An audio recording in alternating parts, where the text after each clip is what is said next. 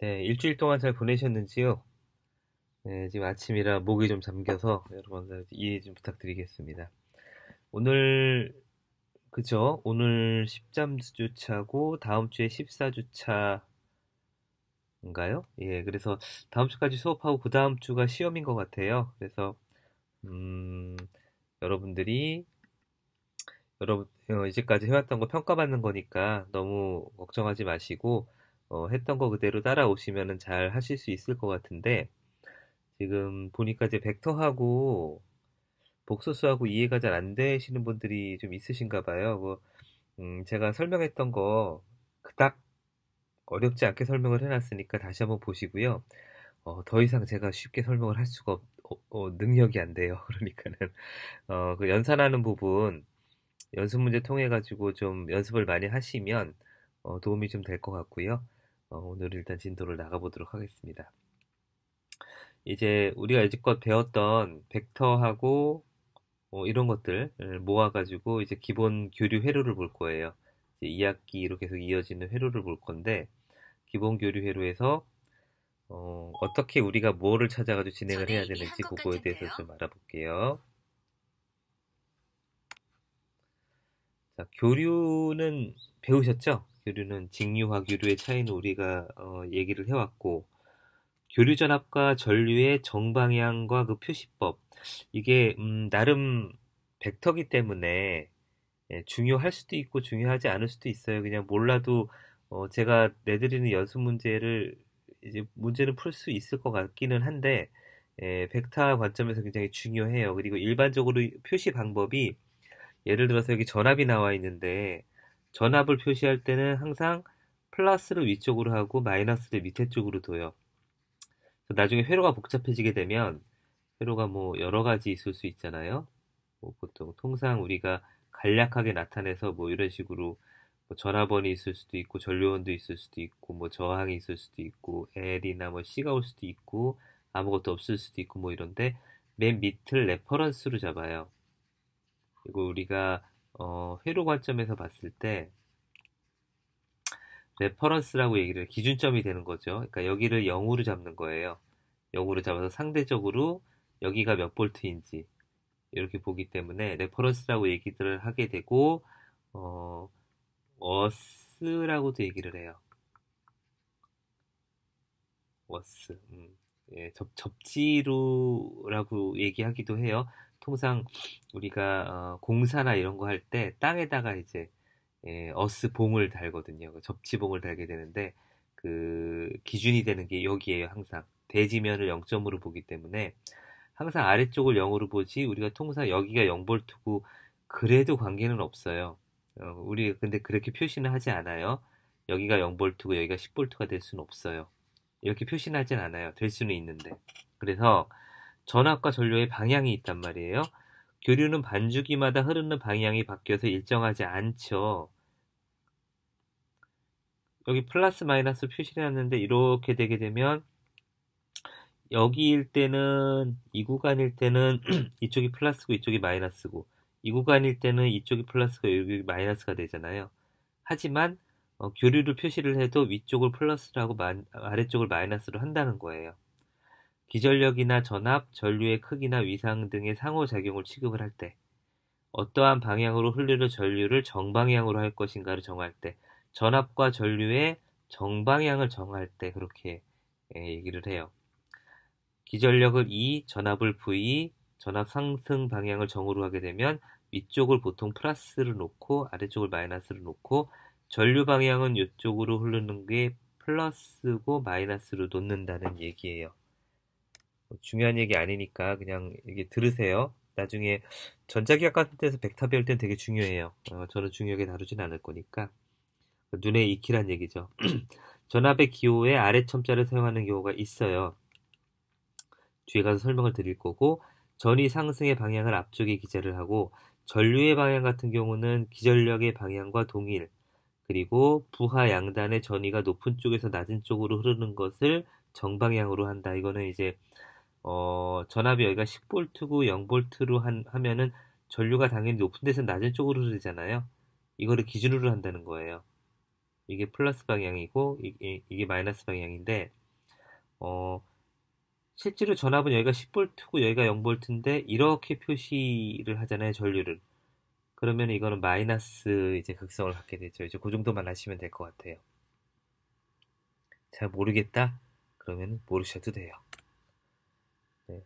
자, R과 L과 C가 있는 경우에 이제 여기서부터 중요해요. R과 L과 C가 있는 경우. 제가 여러 가지 경우를 다룰 건데 R과 L과 C가 단독으로 있는 경우, RL이 있는 경우, RC가 있는 경우, 그리고 RLC가 모두 있는 회로, 그러니까 단독으로 있는 회로, RL 회로, RC 회로, RLC 회로 이렇게 여러 가지 회로를 다룰 건데 이 케이스만 저는 다룰 거예요. 그래서 R만 있는 회로, L만 있는 회로, C만 있는 회로에서 전압과 전류의 위상차를 볼 거예요. 위상차를 벡터로 표시를 할 거고 RL이 있는 회로, 자, R과 L과 C가 있는 회로에서 벡터가 어떤 성질을 갖고 있는지에 대해서 설명을 드릴 거고 이거에 따라서 RL만 있는 경우에 전압과 전류의 관계, 그리고 RC가 있는 경우에 전압과 전류의 관계, RLC가 모두 있는 경우에 전압과 전류의 관계. 여기서 이제 벡터 표시하는 방법하고 연산하는 방법하고 그 다음에 앞서고 뒤지고 관계 이런 거에서 에 대해서 설명을 드릴 거예요. 우리가 물리적으로 이전에 배워놓은 게 있기 때문에 그거를 기준으로 해서 설명을 드릴 거예요. 자, 맨 밑에 보면 저항 R만 있는 회로가 먼저 나와요. 이제 요거죠. 이놈이죠. 회로에 저항 R이 있어요. 저항 R이 있는데 그 양단의 전압 V를 인가하게 되면 당연히 전류가 흐르겠죠. 이쪽이 플러스고 이쪽이 마이너스니까 플러스에서 마이너스 방향으로 전류가 흐를 거예요. 이거는 이제 표시하는 거지 일로 회로가 있다는 거는 아니에요. 아니에요. 그래서 전류가 흐를 수 있는 길은 요 길밖에 없고 이때 저항 아래 전류 I가 흐른단 말이에요. 이때는 어떠냐면 옆에 보시는 것처럼 전압하고 전류의 크기의 비는 V는 IR이니까 그죠? 전압하고 전류의 크기, 요 크기죠. 요 크기의 비율은 저항 R에 의해서 결정이 돼요. 무슨 얘기냐면 저항 R이 1이면 전압하고 전류의 크기가 같겠죠. 그렇죠. 저항 R이 1이니까 얘가 만약에 10V라 그러면 이 등호가 성립을 하려면 전류도 10이 흘러야 되잖아요. 근데 만약에 저항이 0.5다. 0.5다. 근데 전류가 10이 흐른다.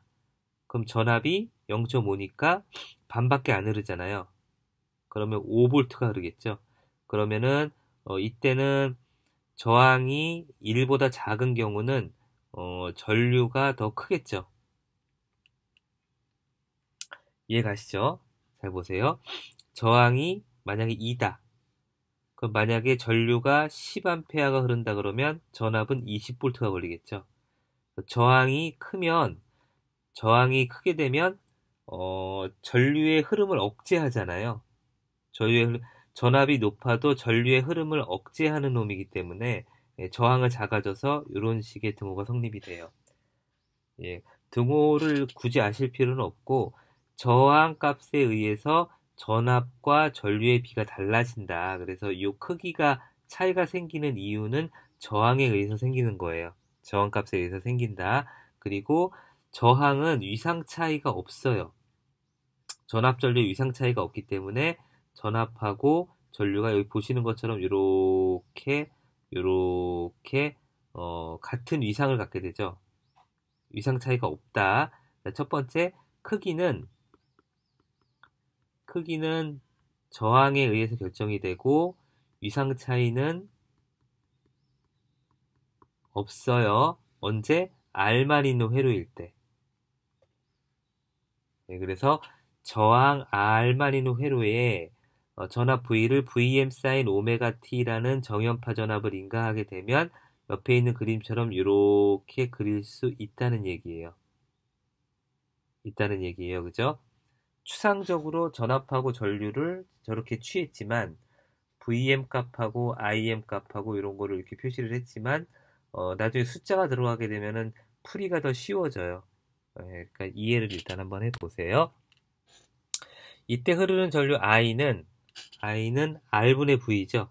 V는 IR이니까 거기서 도출된 거를 알 수 있고, 요거는 전압을 우리가 VM sin 오메가 t라고 그랬잖아요. 그래서 이 전압 대신에 VM sin 오메가 t를 집어넣게 되면, 자, 저항은 그 오메가를 타지 않죠. 이거는 상수예요, 그냥. 정연파가 인가가 되더라도 V하고 I는 그쵸? VM sin 오메가 t 뭐 IM sin 오메가 t 플러스 세타 뭐 이런 식으로 나타내잖아요. 그래서 위상 관계가 있고 하기 때문에 값이 달라질 수 있으나 저항은 변하지 않아요. 저항은 그냥 컨스탄트한 값이기 때문에 이렇게 표시를 해줄 수가 있어요. VM sin 오메가 t라는 전압식에서 크기를 나타내는 VM하고 R만 앞으로 뽑아가지고 따로 이렇게 값만 연산할 수가 있어요. 값. 그죠? 뒤에는 파형과 위상과의 관계이기 때문에 파형하고 위상을 갖지 않죠. R은. 그래서 나눠줄 필요가 없어요. 그죠? 그래서 요거를 R분의 VM을 전류 크기로 갖는 IM이라는 크기를 이제 도출할 수가 있고, sin 오메가 t가 그대로 내려가지고 sin 오메가 t가 되는 거죠. 그래서 저항 R만 있는 경우는 위에 보시는 것처럼 I는 R분의 V라는 식에서 내가 I를 구할 수 있어요. 전압 V에 대한 이 식을 알게 되면 I에 대한 식도 그대로 이렇게 R로 나눠줘가지고 이렇게 구할 수 있다는 거죠. 쉽죠? 예, V식에서 크기만, R은 크기만 갖고 있기 때문에, 벡터적 요소가 없어요. 크기만 갖고 있기 때문에, 크기만 나눠줘가지고, IM을 구할 수 있고, 파형은 그대로 갖고 온다. 예, 이렇게 아시면 될 것 같아요. 전압 V의 위상과 전류 I의 위상은 동상이다. 동상이다. 예, 보시는 것처럼, 위상 차이가 없으니까 동상이죠. in pace라고 얘기를 해요. 동상. 그래서 알마리노 회로에서는 이렇게 나타나죠. 이거 잘 봐주세요. 뒤에 L이 있는 경우, C가 있는 경우 달라지니까. 동상이라는 거는 지난번 말씀드린 것처럼 전압은 이렇게 돼 있고 전류는 이렇게 돼 있으면 이거 동상이 아니에요. 올라가는 시점, 내려가는 시점이 다 같아야 동상이라고 얘기를 한다. 전압과 전류의 시료값을 밑에 있는 벡터로 표시를 하게 되면 보시는 것처럼 동상이니까 이렇게 떨어뜨려 놨는데 겹쳐져 있는 거예요. 전압과 전류가 서로 위상이 같으니까 위상 차이가 없죠. 위상이 같으니까 위상 차이가 없으니까 벡터를 나타내게 되면 이렇게 나타내는 거예요. VI 벡터는 저렇게 나타난다. 자, 보세요.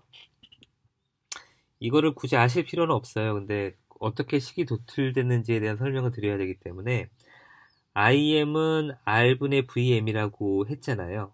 그죠? 그래서 VM은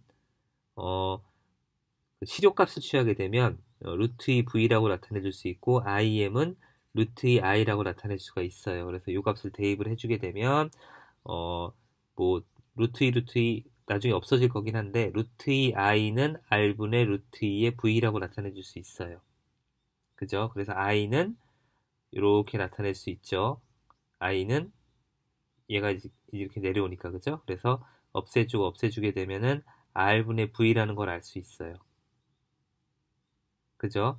요 값은 시료값이에요. 시료값이니까 시료값의 관계에서 I는 R분의 V라고 나타내주게 되면 시료값은 파형이 이렇게 쭉 갔을 때 실질적으로 나타내주는 값의 범위를 나타내기 때문에 뒤에 위상을 고려할 필요가 없어요. 그죠? 그러니까 요 값만 가지고 풀 수 있다는 얘기예요. 식이 단순해지죠? 식이 단순해지죠? 예, 그래서 전압과 전류의 벡터도는 동상이며 벡터도는 밑에 위에 있는 그림처럼 V하고 I하고 서로 위상이 같고 크기만 다른 그 크기는 R에 의해서 결정되는 크기의 B는 R에 의해서 결정되는 그런 파형이 나타난다는 걸 알 수 있고 저항만의 회로에서 또 하나 볼 거는 V하고 I는 서로 동상이니까 요거를 기호법으로 표시하게 되면 V는 IR이니까 저항 R은 전압을 I로 나눠주는 형태죠. 똑같아요. 그냥 분수 오른쪽 왼쪽으로 갔다가 분수로 갔다가 분자로 갔다 분모로 갔다 요거 그냥 바뀌는 거니까 그냥 보시면 될 것 같고, 전압 V와 I는 동상, R은 항상 실수이다 말씀드렸어요. 기호법으로 저항 R을 취급할 때는 단지 실수로만 취급을 한다. 실수예요. 컨스탄트 값이다 라고 알아두면 되겠죠. 이제부터 머리 아픈 거는 L이에요. L. L은 요거는 제가 설명을 드렸죠. L은 전압이 전류보다 90도 앞서죠. 기억나실 거예요. L만 있는 회로에서는 그쵸.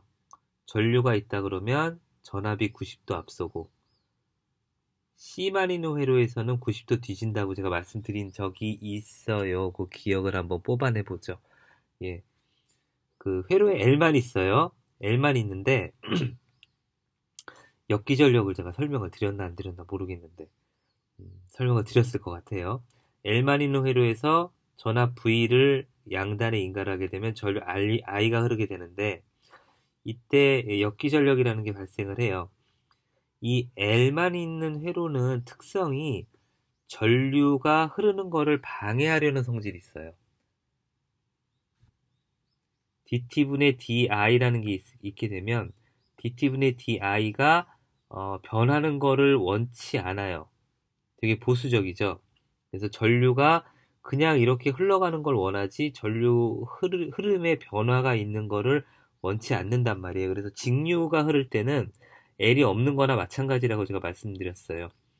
단위 시간당 변하는 전류량이 없으면 그냥 이렇게 쭉 쇼트된 거라고 말씀드렸죠. 근데 L이 역할을 할 때는 시간당 전류가 변이가 있을 경우 이 L이 이 전류의 흐름을 방해하는 요소로 작용을 한다. 그러니까 전류의 흐름을 방해하려고 하니까 여기에 전압을 인가를 해준 것만큼 반대쪽으로 기전력을 인가한 거랑 똑같이 작용을 해요. 그러면은 이거만큼, 여기에 만약에 10V만큼의 변이가 생겼다 그러면은 10V만큼의 변이를 방해하려는 것만큼의 전압이 발생을 하게 되면 여기 전류가 흐르지 않을 거 아니에요. 그죠? 여기 10만큼 걸렸고 반대 방향으로 이쪽으로 10만큼 걸었는데 반대 방향으로 10만큼 걸었으니까 변이가 없는 것처럼 보일 거잖아요. 예, 그런 역할을 하는 게 L이에요. 그래서 역기전력이라는 개념이 들어와요. 카운터 일렉트로 모티브 포스라고 얘기를 하는데 요거는 잊어버립시다. 네. 역기전력이란 말을 많이 쓰고요.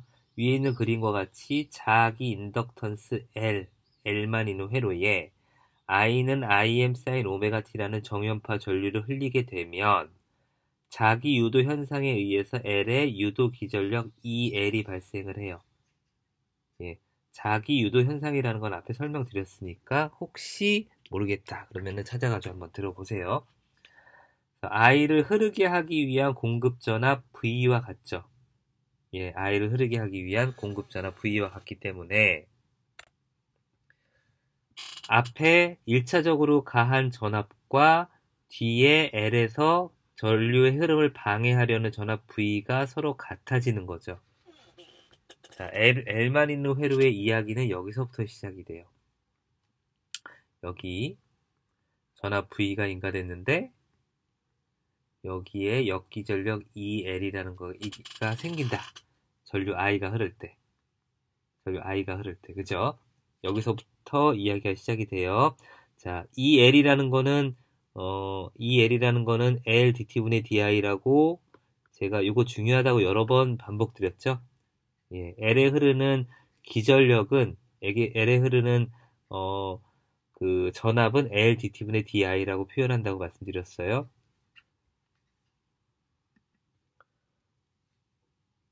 그렇게 말씀드렸고 여기서 I를 우리가 정의를 했죠. 앞에 I라는 거는 IM의 사인 오메가 t라고 하자라고 요 바로 앞장에서 말씀드렸어요. 그래서 I 대신에 요 놈을 집어넣게 되면 밑에 있는 식처럼 표시가 되죠. 그리고 IM이라는 건 상수니까 앞으로 빠져나오게 되고 dt분의 d 사인 오메가 t만 남게 되는데 오메가 또 상수니까 미분하게 되면 앞쪽으로 또 나오죠. 그래서 오메가 LIM이라는 게 앞으로 나오게 되고 사인 오메가 t를 미분하게 되면 코사인 오메가 t가 되잖아요. 그래서 위에 있는 식은 밑에 있는 식처럼 바뀌어요. 오메가 LIM의 코사인 오메가 t라는 식으로 바뀌게 되고 이거를 사인으로 바꿔줘야 되잖아요. 왜냐하면 우리가 기준으로 사인으로 잡았기 때문에 그러면 제가 코사인을 사인으로 바꿀 때는 90도 더해주라 그랬죠? 그죠? 그래서 전체식으로 보게 되면 오메가 LIM의 사인 오메가 t 플러스 2분의 파이 이렇게 되죠. 뭐가? 전압 V가. 그래서 요게 전압 V의 크기가 되는 거예요. VM으로 오게 되고 뒤에 있는 거는 이렇게 되죠. 그래서 아까 제가 벡터식에서 말씀드린 것처럼 전류가 IM의 사인 오메가 t라고 하게 되면 전류는 L만 있는 경우에 전압은 90도 앞서게 되는데 이 전압의 크기는 오메가 L의 IM이라는 데서 오게 되죠. L값 주어지고 오메가는 주파수 아니까 구할 수 있고 IM은 전류에서 온 거니까 이 크기는 구할 수 있고요. 위상각은 90도 앞서게 되죠. 그걸 이제 식으로 표현해 준 거예요. 아시겠죠? 요 식. 그래서 L만 있는 회로는 보시는 것처럼 I를 기준으로 했을 때 저는 1차적으로 I를 기준으로 잡을 거예요. 왜냐면은 V를 기준으로 잡게 되면 이런 식으로 반대로 표시되잖아요. 그러면은 C만 있는 회로랑 헷갈려. 그러니까 I를 1차적으로 기준으로 잡을 거예요. 특별한 경우를 제외하고는. 그 I를 기준으로 할 때는 90도 전압이 앞선다. 그 크기의 B는 오메가 LIM에 의해서 결정이 된다. 전압 V의 위상은 전류 I의 위상보다 2분의 파이만큼 앞서죠. 그리고 전압과 전류의 시료값을 VI라고 하게 되면 아까와 마찬가지로 오메가 LIM을 VM이라고 했잖아요. 이거를 아래서 했던 것처럼 똑같이 IM을 루트 2I, VM을 루트 2V라고 하게 되면 오메가 LIM은 VM이라는 식에서 이제 크기에 대한 거예요. 계속 보지만 위상하고 크기의 관계만 보면 돼요. 난 다른 건 관심이 없어요. 그래서 크기가 극악과 전류의 크기의 B는 이런 식으로 표시할 수 있죠. 앞에 있는 거를 갖다 끌어가지고 그래서 루트 2 루트 2 없애게 되면 오메가 LI는 V 요 V하고 I는 시료값이에요. 시료값으로 90이 나타내주는 이유는 위상에 대한 거를 고려할 필요가 없죠. 그러니까 뒤쪽에 있는 거를 고려할 세타라는 거를 오메가나 세타 이런 거를 고려할 필요가 없기 때문에 단순하게 해주는 거예요. V는 오메가 LI라고 앞뒤 바꿔준 거죠. 그래서 간단하게 XLI라고 할 수 있어요. 오메가 L을 XL이라고 표현을 하게 되면 L에 의한 인덕터스니까 XL이라고 할 거예요. 그래서 오메가 L을 XL이라고 표시하게 되면 V는 XL의 I라고 표시를 할 수가 있죠. 그쵸? 이때 XL은 보시는 것처럼 오메가 L이라고 해줄 수가 있는데 XL은 저항 성분이잖아요. XL 뒤에 이제 C 배우게 되면 XC가 나오게 되는데 R 요거 세 개를 다 묶어가지고 임피던스 Z라고 할 거고 XL 같은 경우는 저항 성분이죠. 그래서 단위 5ohm이에요. 얘도 5ohm이고 얘도 5ohm이고 저항의 디멘전이니까 얘를 바꿔주게 되면 이렇게 전압을 전류를 나눠주게 되면 그러니까 V는 IR이라고 했고 V는 IZ라고 했는데 L만 있는 경우는 V는 I의 XL이라고 나타낼 수가 있죠. C만 있는 경우는 V는 I의 XC, 이건 뒤에 할 거예요. R만 있는 경우는 V는 IR 이렇게 표시할 수 있죠. 그래서 이 식에서 우리는 L만 있는 회로를 지금 보고 있으니까 이렇게 나타낼 수 있죠.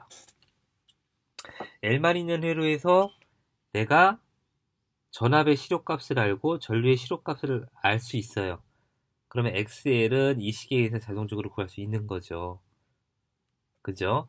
전압 V와 전류 I의 BXL, 즉 오메가 L은 저항의 차원을 갖죠. 그래서 값도 오음의 단위로 표시를 해요. 저항과 구분하기 위해서 리액턴스 개념을 도입을 하는 거예요. 저항과 구분하기 위해서 XL과 XC는 R과 다른 거야 라는 걸 알려주기 위해서 리액턴스 개념을 도입을 하고, 용량에 의한 리액턴스와 구별하기 위해서 유도 리액턴스라고 얘기를 해요. 유도 리액턴스라는 말 잘 기억해 두세요. 유도 리액턴스라고 한다.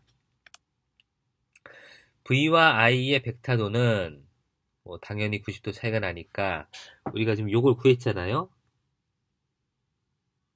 보세요. 구하는 순서를 I를 기준으로 해서 I는 IM 오메가 T를 기준으로 해가지고 식을 쭉 풀어왔어요. 풀어왔더니 요 식이 도출이 됐어요. 요 식을 벡터로 나타내 보니 I를 기준으로 했을 때 전압이 90도 앞서고 크기의 B는 오메가 L IM으로 구할 수 있다 하는 거죠. V는 I보다 2분의 파이만큼 앞선 위상을 갖는다. 그리고 V는 오메가 L I에 의해서 I를 오메가 L 배하면 I 값에다가 오메가 L을 곱하게 되면 곱하게 된 거에다가 위상을 2분의 파이만큼 앞서게 하게 되면은 전압 V를 구할 수 있는 거예요. 내가 얘를 알고 있다 그러면 크기는 얘는 오메가 L에 I를 곱해주게 되고 위상은 90도만큼 2분의 파이만큼 앞서게 하면 되잖아요. 그러면 전압 V를 구할 수 있는 거예요. 전압 V와 전류 I의 관계에 대해서 얘기를 하고 있어요. 그래서 기호법에서 어떤 벡터를 90도 앞서게 하는 거를 오퍼레이터 J라 그랬죠. 그래서 어떤 값이 있을 때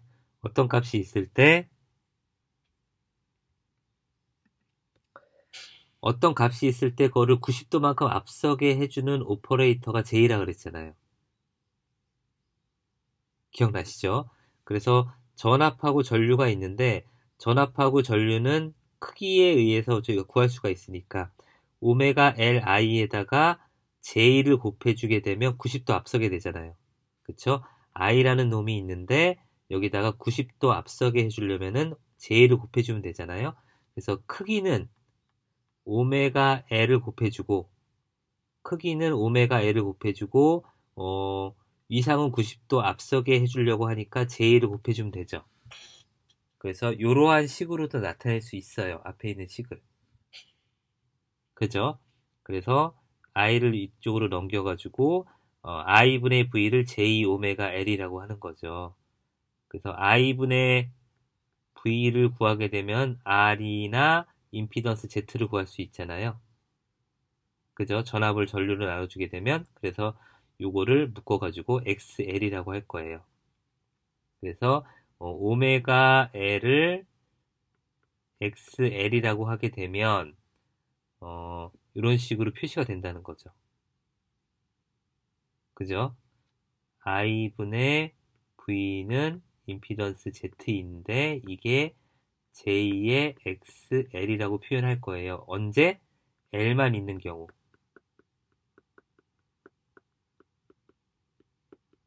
이렇게 표시가 된다는 거죠. 그쵸? 수학적으로 이해가 안 되시면 제가 그 전개식은 여러분들한테 강요를 안 할 테니까 정리된 것들을 여러 번 반복해서 보셔야 돼요. 자, 기호법으로 유도 리액턴스를 표시를 할 때 유도 리액턴스 XL은 오메가 L에 J를 곱해서 90도 앞서게 해주는 거예요. J를 곱한 JXL, J 오메가 L로 취급을 한다. 예, 요거 반복적으로 계속 말씀드리는 이유는 중요해서 그렇죠. 중요해서 그렇죠. 예, 지금 두 가지 했어요. 첫 번째 R만 있는 경우, L만 있는 경우 했어요. R이 있는 경우는 R하고 L이 동상이라고 그랬죠. R하고 L이 동상이에요. 아니, 전압 V하고 I하고 V가 서로 동상이에요. 근데 이 크기의 비율은 R에 의해서 결정된다 그랬죠. 그죠? V는 IR이니까. IR이니까 R에 의해서 전압과 전류의 크기가 결정이 되고 위상은 동상이다. 말씀드렸어요. 자, L이 있는 경우는 V는 I의 XL이라고 최종 나왔죠. L만 있는 경우는. 그리고 그 전압이 전류보다 2분의 파이만큼 앞선다.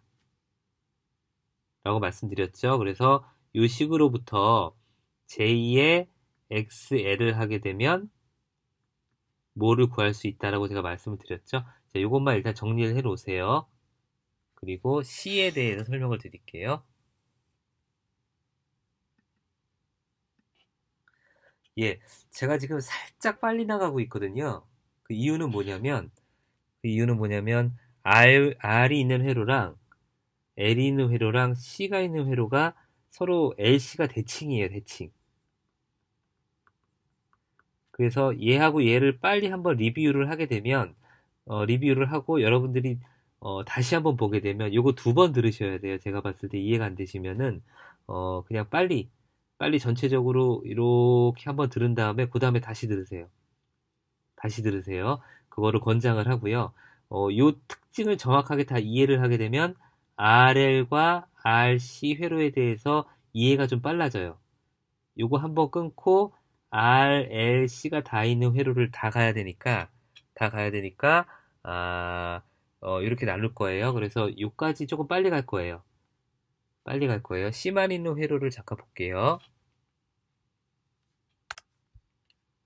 정전 용량 C만 있어요. 이 회로 보시면 유사해요. L에 있는 회로랑 C만 단독으로 존재하게 되는데 양단에다가 전압 V를 인가를 했단 말이에요. 그럼 전류 I가 흐르겠죠. 당연히. 네, 그러면 어떤 현상이 일어나나 한번 볼게요. 정전 용량 C만 있는 회로에서 밑에 있는 그림과 같이 정전 용량 C 페럿의 회로에다가 전압을 인가를 해요. 아까 우리가 L을 해석할 때는 I를 주로 사용을 해요. 그게 해석이 쉬워서 그런 거예요. I는 IM 어쩌고 저쩌고를 사용을 했죠. C는 전압으로 해석을 하는 게 좀 쉬워요. 그래서 전압 V는 VM sin 오메가 t라는 거를 인가를 한다고 합시다. 이 전압을 VM에 sin 오메가 t라는 거를 인가를 하게 되면 전류는 얼마가 흐르겠죠. 그래서 이때 전압과 이때 전류의 크기와 위상이 어떻게 되는지를 볼 거예요. 정전 용량 C에 축적되는 전하에서 시작을 할 거예요. Q는 CV라는 식이 있었죠? Q가 이렇게 있으면 기억나실 거예요. 판때기 두 개가 있는데 여기다가 전압 V를 인가를 했을 때 여기 쌓이는 전하량은 전압의 크기에 비례한다. 여기 쌓이는 전하량은 여기 이 사이에 C값과 전압 V에 비례하더라는 거를 우리 선배들이 알아냈다. 그래서 이 식은 굉장히 중요하다고 제가 여러 번 말씀드렸어요. Q는 CV. 여기에서 전압 V 대신에 위에 정의한 전압 VM sin 오메가 t라는 거를 집어넣는 거예요. 그럼 어떤 일이 발생하나 볼게요. 이때 흐르는 전류 I는 우리가 I를 구해야 되잖아요.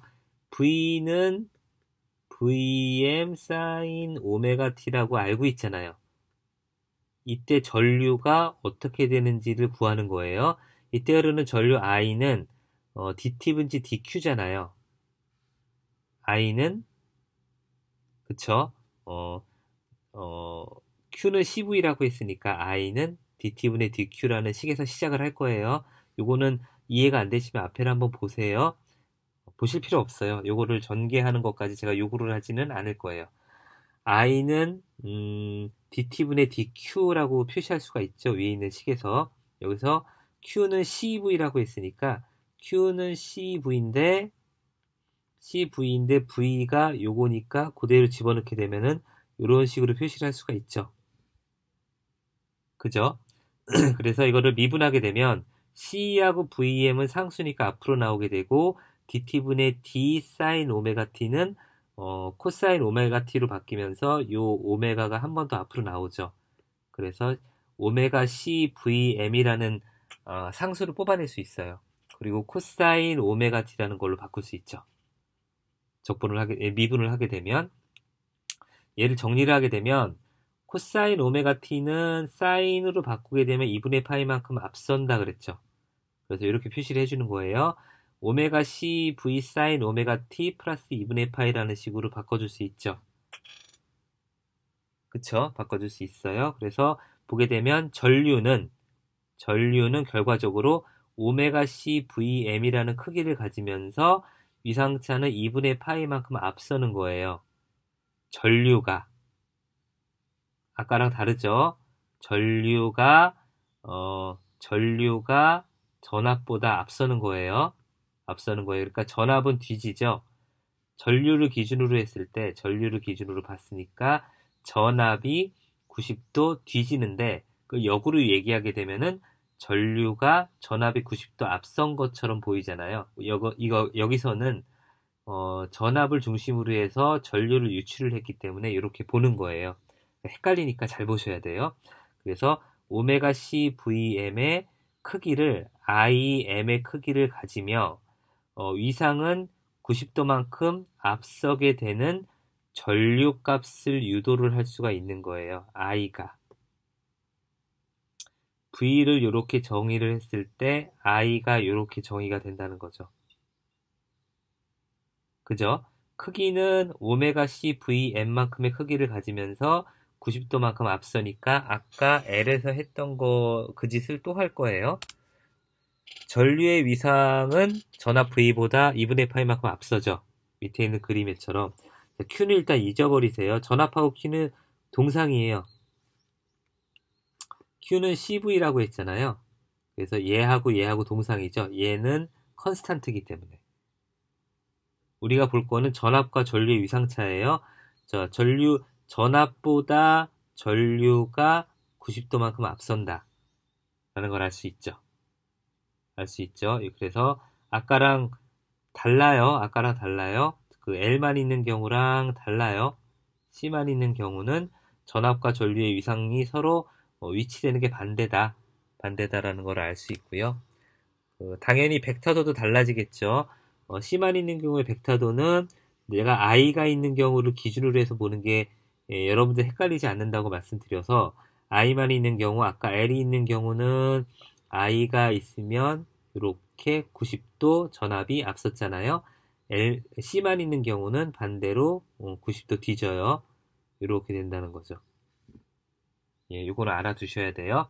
C 회로의 VI 벡터도 위식에서 크기에 대해서 한번 볼게요. 오메가 C VM을 IM이라고 했을 때 시력값을 취하게 되면 이렇게 취할 수 있죠.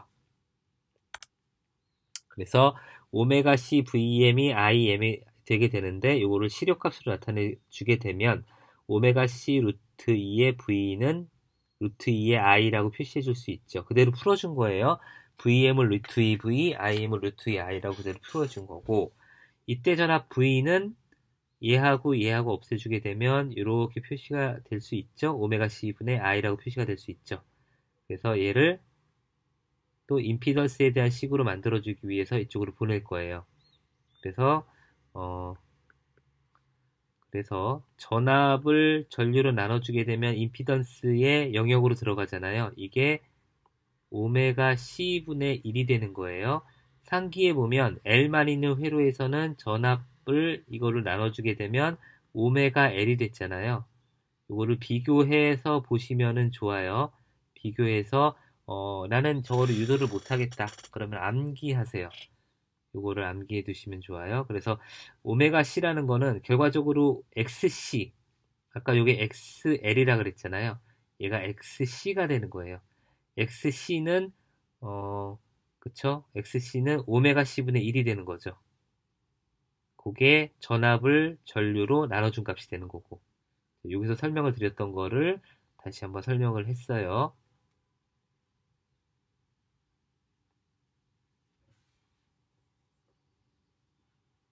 그래서 전압 V와 전류 I의 비를 XC로 나타낼 수 있는데 오메가 C분의 1이라고 나타낼 수 있으면서 이거를 오음의 단위로 표시를 하게 되죠. 임피던스니까. 이거를 아까는 유도 리액턴스라고 그랬잖아요. 얘는 용량성 리액턴스라고 얘기를 합니다. 용량 리액턴스라고 얘기를 해요. 이것도 쓰는 말이니까 잘 봐두도록 하세요. 자, 벡터도 했죠? 식을 다시 봅시다. I는 L은 V는 이렇게 시작을 했단 말이에요. 왜냐하면 I에서부터 V를 유출을 했기 때문에. 근데 C는 I는으로 시작을 하잖아요. 그쵸? 이거는 V에서부터 I를 유추했기 때문에 그런 거예요. I는 오메가 C VM이라는 크기를 가지면서 위상은 2분의 파이만큼 앞선 그런 회로가 되니까 IM sin 오메가 T 2분의 파이라고 정의할 수가 있죠. 요거를 크기라고 봤을 때. 그죠? 그래서 옆에 있는 식 A는 보시는 것처럼 전류를 기준으로 했을 때 전압이 90도만큼 뒤지는 걸 알 수 있죠. 요거로 암기를 해주세요. 요거로 암기를 해주세요. 그게 편할 것 같아요. 기호법으로 표시하게 되면 I는 똑같아요. 오메가 C 이렇게 되니까 요거를 크기로 봤을 때 전압의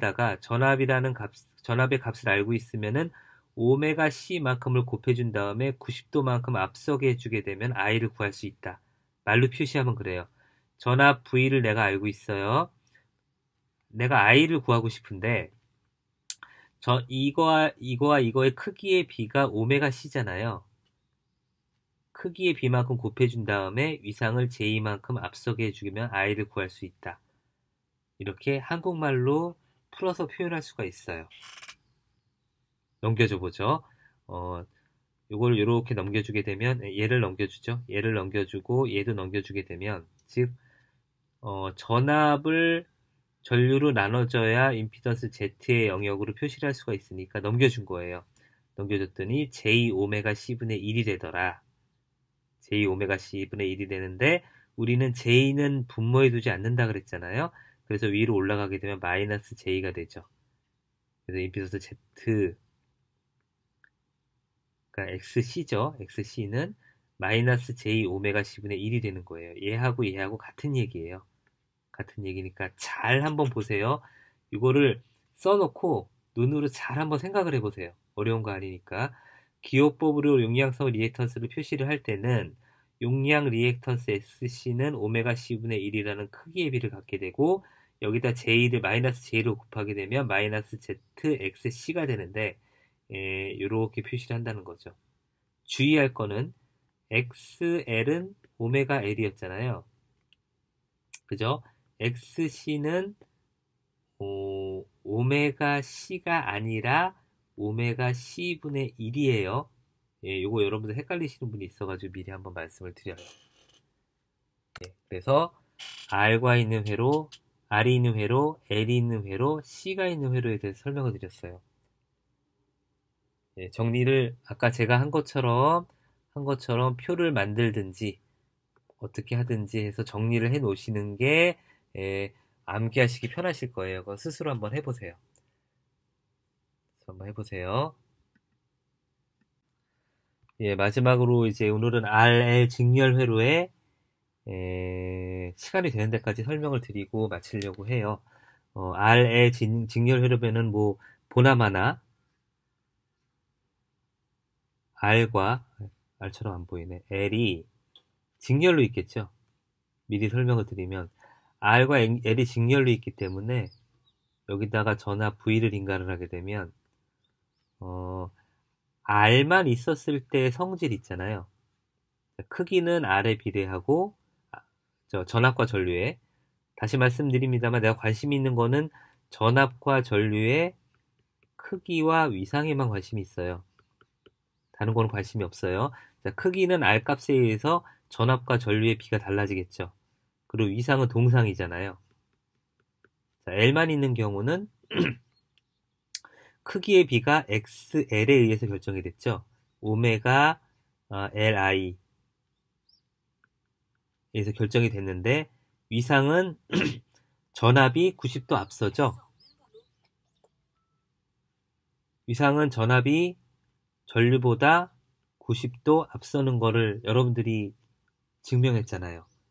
그러면은 R과 L이 직렬로 있는 회로에서는 이 특성과 이 특성이 동시에 나타나요. 즉 크기는 결과적으로 말씀드리면 크기는 R 플러스 R과 어떤 XL과의 비에 의해서 전압과 전류의 크기가 결정이 되고 위상은 R은 동상이니까 0도인데 XL은 90도니까 전압이 90도 앞서잖아요. 전압이 0에서부터 90도 사이에 어딘가에 나타나게 돼요. 그거는 전압과 전류의 크기에 따라서 그 전압이 그 L값이 매우 크다. 그럼 전압이 90도 앞서게 되잖아요. 그러니까 이렇게 표시를 하게 되면 전류가 있고 전압이 있다 그러면 R값이 큰 경우는 전압 전류가 동상이니까 이쪽으로 오게 되죠. 그죠? 그리고 L값이 매우 큰 경우는 이쪽 90도로 오게 될 거 아니에요, 전압이. 전압은 요 사이 어딘가에 오게 될 텐데 그 얼마나 오게 되느냐는 V의 값이 더 큰지 아니면 R의 값이 더 큰지에 따라서 이쪽으로 붙을 수도 있고 이쪽으로 붙을 수도 있어요.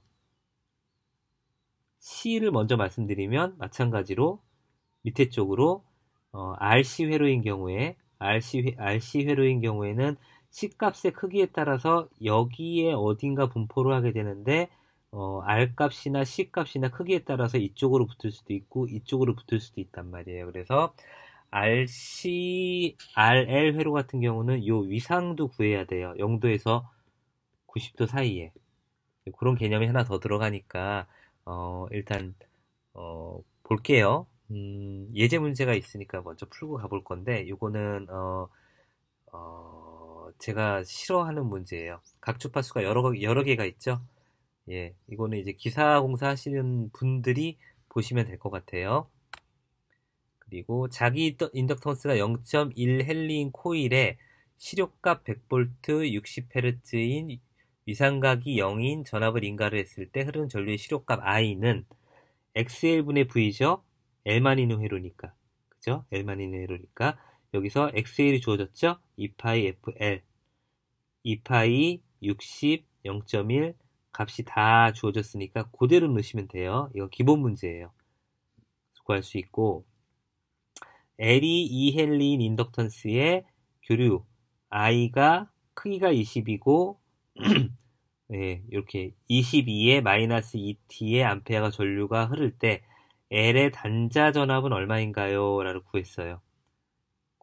L이 있는 회로에서 여기에 전류가 이렇게 흐른대요. I만큼 흐른대요. 이때 전압은 LDT분의 DI잖아요. LDT분의 DI. 그래서 2를 집어넣게 되고 I 대신에 요거를 집어넣게 되면 이런 식으로 구할 수 있죠. 그래서 미분하게 되면 여기 마이너스 2가 앞으로 나오게 되니까 마이너스 80에 2에 마이너스 2t예요. 요 지수의 미분은 알아두시는 게 좋아요. 자, 이번에 C예요. 60Hz 100V의 교류 전압을 어떤 컨덴서에 인가를 할 때 1A가 전류가 흐른다고 하게 되면 이 컨덴서의 정전 용량은 얼마인가요? 라는 문제인데 XC는 임피던스의 영역이니까 주어진 게 전압이 주어졌고 I가 주어졌잖아요. 그죠? 주어졌죠? 이거는 XC는 이런 식으로 표현할 수가 있죠. 이해 가세요? 여기서 이렇게 어떻게 넘어갔는지? 앞에 있는 식을 참조해가지고 잘 보세요. 그래서 C는 2파이 F V분의 I라고 표현할 수가 있고 여기서 2파이 F가 주어졌고 전압 V가 주어졌잖아요. 그러니까는 그대로 집어넣게 되면 이렇게 나오죠. 예, 이 마이크로에 대한 것도 한번 보세요. 미리, 마이크로, 그쵸. 예, 10의 마이너스 몇 승인지. 그럼 이런 식으로 표시를 해줄 수가 있어요. 나중에 답안지 제출하실 때 0.00000000225 이렇게 제출하시면은 제가 보기가 힘들잖아요. 그죠? 그래서 끊어서 마지막 유효 숫자를 잡아가지고 점 몇 이런 식으로 곱하기 마이너스 뭐 그럴 수는 있겠죠. 26.5 곱하기 10의 마이너스 6승 페럿 이렇게 표시하는 건 관계없어요. 관계없어요. 자, 예제 문제, 연습 문제 드릴게요. 인덕턴스 A인 코일의 시력값 100V, 60Hz, 위상각인 0인 전압에 대해서 다음을 구하세요. 전압 전류 크기의 B, 전압 전류의 위상차, 값이 표현되어 있는 벡터도 세 가지를 그려보셔야 돼요. 이거 시간 좀 걸릴 것 같네요. 오늘 수업량이 적지가 않아요. 그래서 이해를 하고 요거를 그리시려고 그러면은 쉽지 않을 거예요. 이번 문제는 60Hz 100V인 교류전압에 어떤 콘덴서에 가할 때 B암페어의 전류가 흐른다면 이 컨덴서에 대해서 다음을 구해보세요. 전압 전류 크기의 B, 전압 전류의 위상차, 값이 표현되어 있는 벡터도 요것도 그리시면 될 것 같아요. 그러니까 요거 두 개를 그리시면은 제가 오늘 수업 해드린 거를 다 이해하시고 앞으로 수업할 것도 쉽게 이해하실 것 같아서 요거를 표시를 하고 다 이해를 해주셔야 돼요. 자, A하고 B는 당연히 이렇게 집어넣어서 해주시면 되고요. 오늘 강의가 좀 빨랐죠? 사실은 LC 회로까지 들어가려고 했는데, RL 회로까지 들어가려고 했는데, 못 들어갔어요. 못 들어갔어요. 다음 주에 RL, RC, RLC 회로까지 하고, 아마 마치지 않을까 싶어요. 그래서 오늘 강의했던 R만 있는 회로, L만 있는 회로, C만 있는 회로, 다음 주에 하게 될 RL, RC, RLC를 하게 되는데, 오늘 여기까지 했죠? 여기까지 했으니까, 요거를 잘 이해하면은 뒤에 거는 위상이 걸쳐 있는 거에 대해서 설명을 드릴 건데, 그것만 잘 이해하면은 어렵지 않아요. 어렵지 않으니까, 요번 강의 한 거, 기말고사 때 굉장히 어렵게 나올 수도 있으니까, 어렵지만, 반복해서 좀 시간 좀 내가지고, 어, 부탁을 좀 드릴게요. 강의를 반복해서 들으시고, 다른 거 찾을 건 없을 것 같아요. 그러니까, 이렇게 요번 주는 마치도록 하겠습니다. 네, 이렇게 해서 마치고요. 다음 주에 뵙도록 하겠습니다. 감사합니다.